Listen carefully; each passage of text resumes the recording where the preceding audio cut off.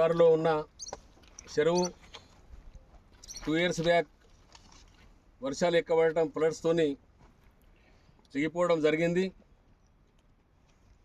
మరి దానికి 2 సంవత్సరాల నుంచి రైతులు నష్టపోతున్నారు పంట ఇళ్ళక.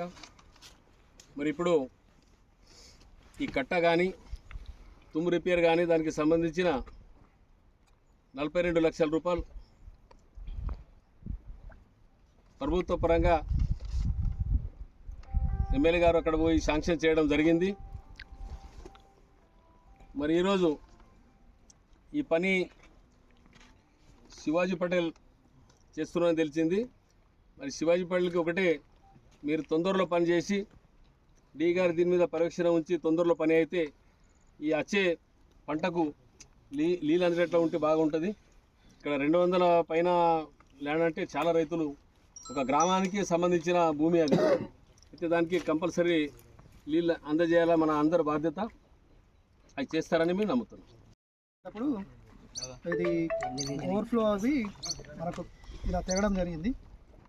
దీనికి మనం ఎస్టిమేట్ మనం చేసి పంపించాము. పోయిన సంవత్సరం శాంక్షన్ అయింది.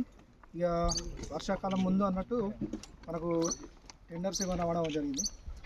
ఇప్పుడు డ్రై అయినాక వర్క్ స్టార్ట్ చేయడం అవుతుంది. 200 ఎకరాల పైన సాగు భూమి ఈ చెరువు నుంచి అందుతాయి నీళ్ళు.